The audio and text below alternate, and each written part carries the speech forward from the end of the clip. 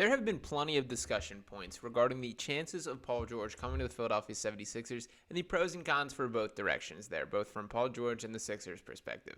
But there's been one angle that I don't think enough attention has been paid to, and that being the players' belief in Daryl Morey at this point in time, and I bring that up as it pertains to the trust from Paul George's perspective. And what really brought this into context for me were some comments that Paul George made on his recent podcast. He did have Zach Randolph on the pod, and they talked a little bit about kind of the trust in front offices and general managers and what that means to them. One of the interesting comments that I thought was specifically referencing that guy in Philly. Now, that came out of Randolph's mouth, but it was interesting to hear this conversation. So I want to play this clip here and then talk a little bit about just the Paul George to Philadelphia chances and if Daryl Morey's reputation is something that should concern Sixers fans. And then you see it, like now you see it with, it's business. So now, it's business. You see stuff with, James and a guy in Philly and other stuff, other players, but, it's business, man.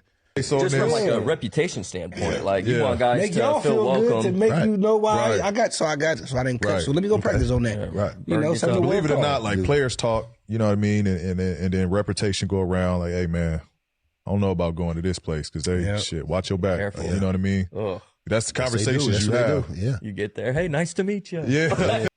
Now, this is a cool example of kind of a behind the scenes and why I do think it's unique how with all these player podcasts and they're dipping their toes into the media world, we get a perception of things that otherwise would not be the case. Now, the comment that mostly hit hard for me was the comment from Paul George saying how guys talk. Because who is Paul George talking to?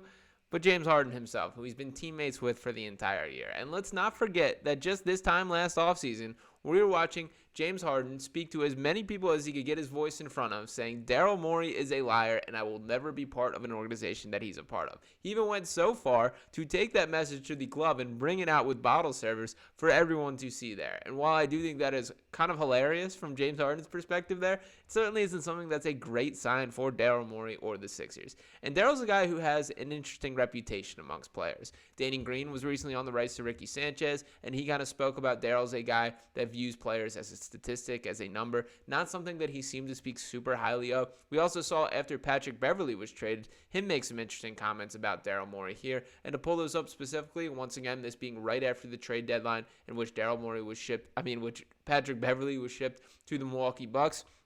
And on his podcast, the Pat Bev podcast with Roan, Beverley says, quote, "So we playing in Denver, and I hit Daryl Morey with, hey, I'm getting traded?" And Daryl said, "You? No, not you. Of course not."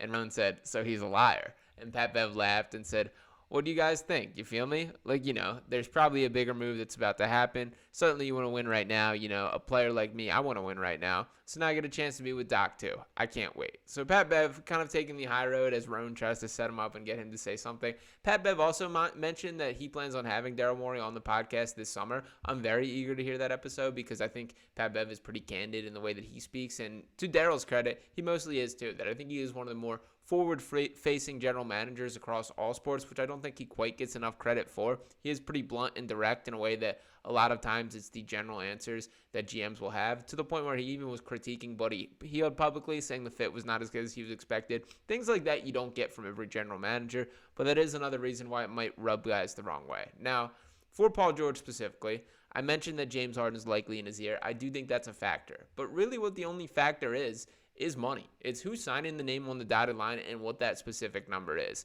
To dive into kind of this Paul George versus the Clippers situation, there's a couple parts I want to dive into. Number one, I want to break down this comment from Brian Windhorst on Get Up that brings in a third option into the equation for Paul George's future, as well as a couple other comments that I do think are notable. So I want to start off with this breakdown here that I have from Windhorst, and this one here that we say, quote, "What is interesting to me is that the Clippers are very aware that somebody's going to offer George a 4-year max contract. Whether it's the 76ers or the Magic or a team could even trade for him. But there's another thing with Paul George that I want to point out. He has an option in his contract. It's known as the Chris Paul move, where you come to a team and say, I'm either going to sign with this team over here or you're going to pick up my option and trade me. So even if you don't have cap space, a team, for example, like the New York Knicks, okay, if they wanted Paul George, they could say, okay, you could come to us, we'll trade for you. You don't have to sign him outright. The Clippers know all this is going to go on, and yet they're still not making an offer. They're still not going to do this. And so if you get to July 1st and the Clippers have done this, they're going to play hardball. That's when you know he's truly going to be in the market. I suspect the Clippers read, at least on June 17th, the Clippers read, at least on June 17th, is that they're calling his bluff. They don't actually think he's going to leave his hometown of LA to go to Philly or Orlando or something like that. So a lot to break down there. Again, I do think it is valuable to bring in the conversation that sign and trade is an option. We saw the Sixers be successful in this with James Harden just last summer, and obviously not the big time return. You typically don't in these types of situations because of where the leverage is at, and that a team would rather get something in return rather than let guys just walk for free. And to the Sixers' credit, the prize that they did pull in from the James Harden deal still has not been cashed in on. But that was all about the draft picks, the draft capital that they do have, and that comes into play this summer. Now, where the appeal to Paul George is in this specific context is you don't have to dig into any of those assets to bring him in. That it purely is signing the contract, he signs on the dotted line, and all of a sudden you're playing for the Philadelphia 76ers. But Wendy also brings up a valuable point about Paul George's actual desire to leave. I do feel that when Paul George signed with the Clippers, his intentions were to play out the entirety of the rest of his NBA career. That we know he's a Los Angeles kid. We know his parents come to games, sit in courtside, that he seems to like the vibes out there, everything about it. It will take a strong desire to get this extra money, which is, I'm going to bring up the specifics of it in a second, but to step into the pressure cooker of Philadelphia, where the expectation is to contend for a championship next year. That when there is the trio of Joel Embiid, Tyrese Maxey, and Paul George, there aren't a lot of excuses behind that. That is the all-in push the Sixers are attempting to make. But I did want to note the money situation here, because I do think mostly the Clippers are calling his bluff from the standpoint of, we just don't think you want to leave LA and you're just posturing and leveraging for more money. And that may ultimately end up being true. But I did want to dive into the specifics of it, to which we have here, this being from Dave Early of Liberty Ballers here. He writes, the Clippers essentially drew a line in the sand implying PG wasn't deserving of what Kawhi was, which was 3 years, $152 million. George apparently received this lesser re-up offer sheet last January. PG wisely scoffed at the insulting, paltry bid. Now, that miscalculation may bite them. If George opts out, he is eligible to sign a 4-year, the NBA's over 38 rule forbids him from offering him a 5th year, 4-year max deal worth up to roughly $221.1 million. Possessing George's birds rights, the Clips can offer the 9-time All-Star an 8% raise, while all other teams can only offer 5% raises. That means the Sixers can only offer George $212.5 million over the same deal. Still, only an $8.6 million difference. So I do think that there's a little bit overstated on the Sixers' advantage from a money standpoint. But what it really is, it is that extra year. That 4th year that the Sixers are willing to guarantee, which is going to be near $60 million in how much that is worth, that is where the Clippers are unwilling to draw the line. And for Paul George, that is a huge security deal. That when you have that back-end deal, that back-end season, that year that you know you have on your contract, it does make you believe. Like, for Paul George, the worst-case scenario would be that you sign this 3-year contract, and then you do get injured, and then you don't get that last contract deal. Now, in all of this, it's about what's important to Paul George. What do you desire at this point in your career? Is it the money? Is it getting the absolute top dollar you can get? Is it staying in Los Angeles, a place where you seem to like with a new building opening up? Is it contending for a championship, trying to get a ring on his finger, which I once again will argue there's a more linear path here in Philadelphia with the co-stars of Joel Embiid and Tyrese Maxey than I do believe there is with the Clippers. The Clippers are just going to be rolling the dice year in and year out, hoping that Kawhi Leonard can be healthy at least for these 3 more seasons. And if you do get a healthy Kawhi Leonard playoff run, they have a real chance.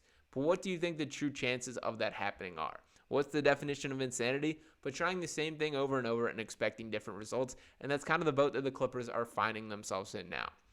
Now, for the Sixers, you need this to happen. That you need there to be beef between Paul George and the Clippers. And ultimately, you got to be aware that the reality still exists, that the Clippers just step up and pay the pretty penny that Paul George desires. Now, I don't know how that sits with Kawhi Leonard, but I also am kind of the mindset, or could see Kawhi Leonard not caring, that if it comes down to playing with the guy or not playing with the guy, he does not care if he's making more money. Now, every guy's wired a little differently for those types of conversations. We don't know that feel behind the scenes, but Steve Ballmer is a guy with plenty of depth in his pockets and really has not cut corners before. I know that there's a lot that goes into this from the salary cap perspective, talking about the options that you're closing elsewhere, but I think there's a higher chance of the Clippers just upping the payment amount to where Paul George will stay than people are giving him credit. And especially when you're talking about Daryl Morey being a point of concern, that could be an area of frustration there. So I don't know what James Harden's saying behind the scenes, but I certainly don't believe it's anything complimentary of Daryl Morey. And I do think it's frustrating to see that this is a stage of their career. You know, they are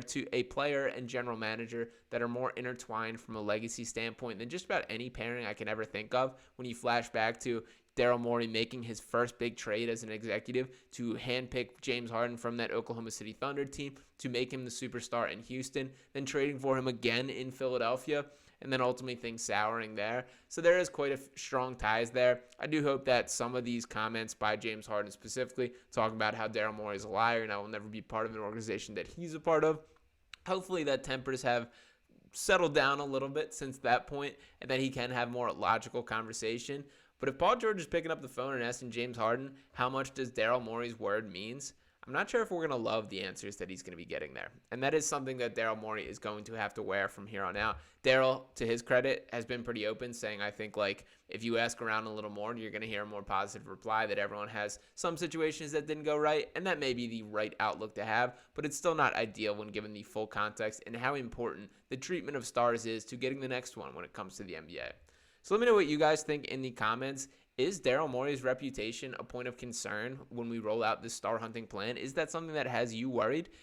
Let me know what you think in the comments. Also, make sure you are dropping a like to let me know you're listening. Subscribe to the channel if you have not already, and I'll be talking with you next time right here on Sixers Digest. Peace.